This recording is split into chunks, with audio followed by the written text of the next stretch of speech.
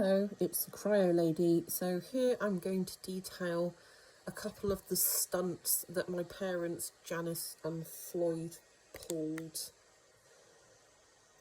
I'm just going to get this programme on. I mean, they have pulled quite a few stunts over the year between the two of them.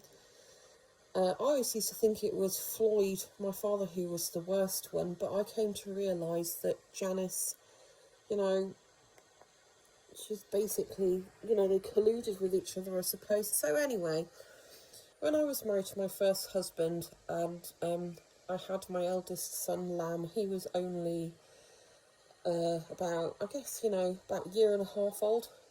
So what happened was, because of all the shifts that I worked as a healthcare professional, and my ex was in the Navy and he was based away, we wanted to visit Janis and Floyd before Christmas and bring, at that time, their only grandson to see them.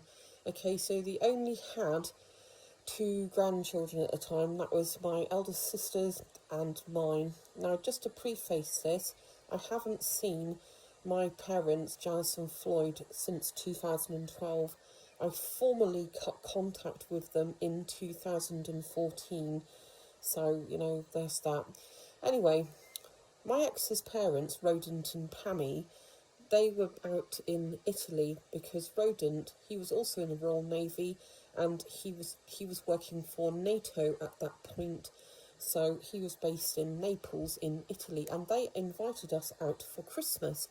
And as I said before, with shifts and things, we were planning on going out there for just over a week, and in order to be able to visit my parents, we arranged to visit them at the end of October. I arranged with Janis, my mother.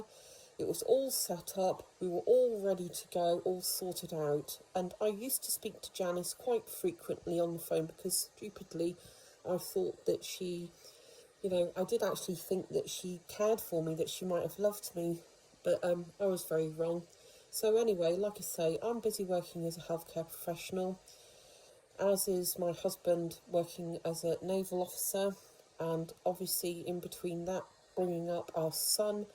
So it was the day before we were due to go. We were going to travel down on Friday evening, okay? So on Thursday evening, I rang up Janis and I just confirmed that everything was all set, and I was telling her what time we were going to leave, okay? Because I lived in Hampshire at the time.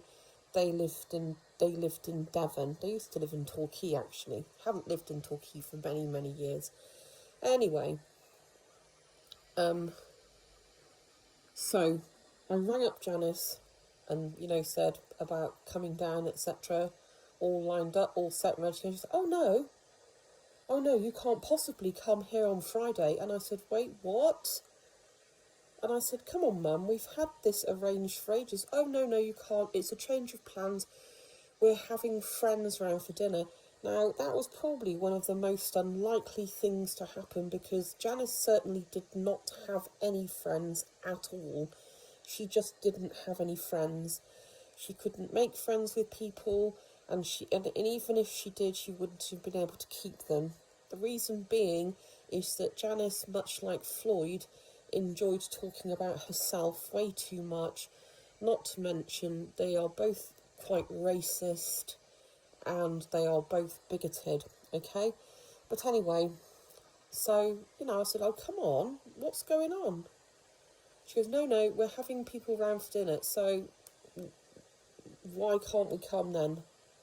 Well, your father, your father says it's not possible. Well, we can't have you here. And I'm like, well, we could, I'll tell you what, I was so pathetic back then. I was so pathetic. And I said, well, our room wouldn't even be on the same floor, because we'd probably be in the downstairs room. It's like a reverse level house, okay?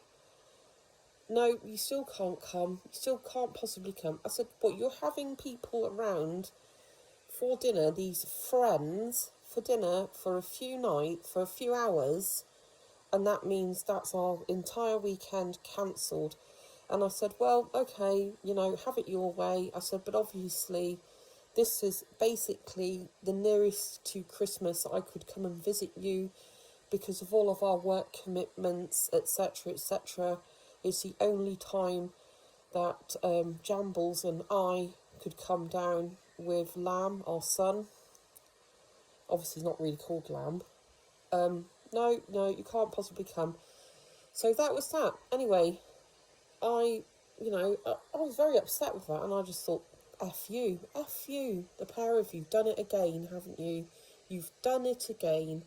And Floydy, he'll be revelling in all of this. So he went out to Italy, and on, I think it was New Year's Eve, I just wanted to see if I could speak to them. So I rang them up from Italy to wish them a Happy New Year, and basically Janice said to me, no point speaking to your father, he wants to continue, and she used this word, right, which is a bit apt considering that I was initially, he wants to continue the vendetta against you.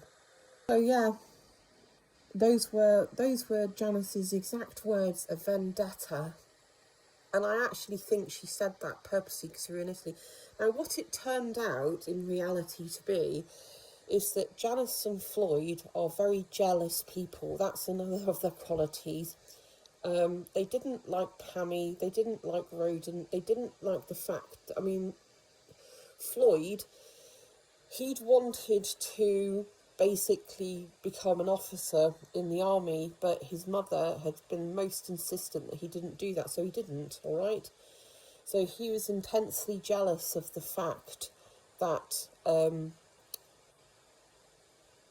Rodent, my ex-father-in-law, was a senior naval officer. He didn't like it. He was very jealous. You know, he was very jealous of the fact that, you know, they had 2 new Volvos. He was very jealous of the fact that their house was worth far more than Janis and Floyd's house. He was very jealous of the fact that they were living in Italy.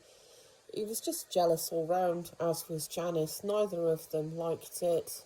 Neither of them liked it at all. So, you know, that's the kind of thing that they did. That's stunt. And unfortunately, stupidly for me, because I was weak, you know, I mean, obviously I was upset and angry. I didn't actually speak to them for ages and ages and ages. And of course, Janice never ever tried to phone me, you know.